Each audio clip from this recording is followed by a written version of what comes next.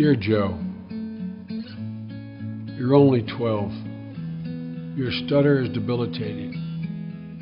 It embarrasses you, and the bullies are vicious. But listen to Mom when she says, bravery resides in every heart, and yours is fierce and clear. Listen to Dad when he says, Joey, when you get knocked down, get up. Get up. Because if you listen, you'll summon the bravery to overcome the stutter, and you'll learn to stand up to bullies. You'll learn from Dad, who moved the family to look for work, that a job is about a lot more than a paycheck. It's about your dignity. It's about respect. Hi, how are you? Hi, Joe how are Biden's you? my name. And that's why you'll follow your heart and serve your community, your state, and your country. An intolerance for the abuse of power will drive you to stand up for civil rights. Damn it, we have favorites in South Africa. The favorites in South Africa are the people who are being repressed. And because you listened, you'll live a life fully consistent with what you were taught by Mom and Dad and your faith. That you should say what you mean and mean what you say. Leading by the power of example will define you. And one day, you'll find yourself forging a relationship with the Jesuit Pope who embodies that universal truth. But you'll also learn early and later in your life that reality has a way of intruding. His wife and daughter were killed in an automobile accident, and his 2 young sons severely injured. For the first time in my life, I understood how someone could consciously decide to commit suicide. He was sworn in the hospital at my bedside. As a single parent, he decided to be there, to put us to bed, to be there when we woke up from a bad dream. One day you'll be on top of the world. I'm Beau Biden, and Joe Biden is my dad. Only to be brought down in a flash with a profound loss and a grief that leaves a black hole in your heart, questions of faith in your soul, and anger beyond rage. Beau Biden passed away from brain cancer. His illness had not been widely publicized.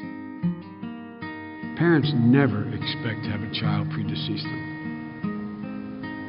Never. That's when you'll have to dig deep and live what Mom taught you. That out of everything terrible that happens, something good will come if you look hard enough. You'll hold on with faith and pure grit. You'll be blessed with a love that will anchor you as deeply as your faith. I love you. You're the love of my life and the life of my love. Your bond with your children and your grandchildren will be your redemption.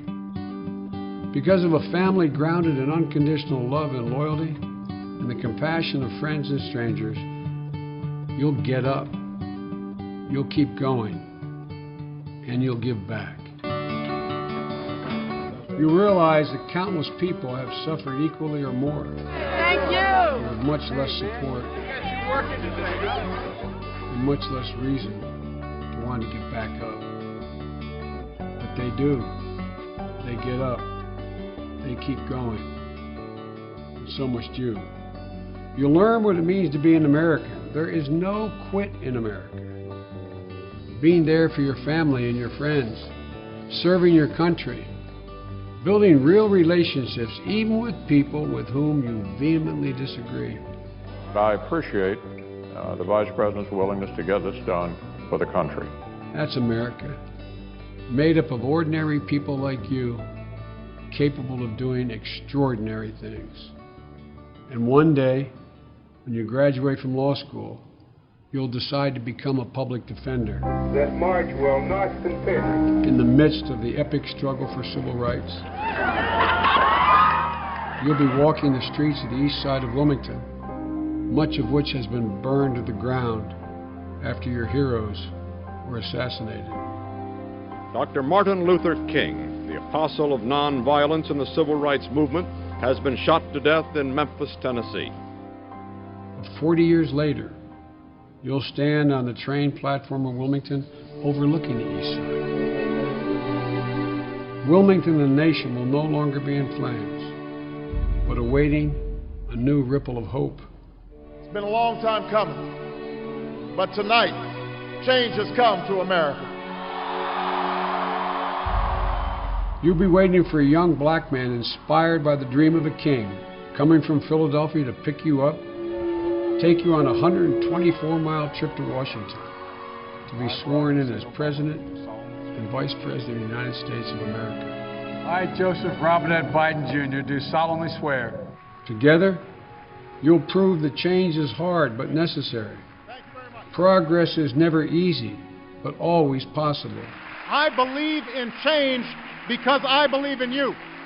And things do get better on our march toward a more perfect union.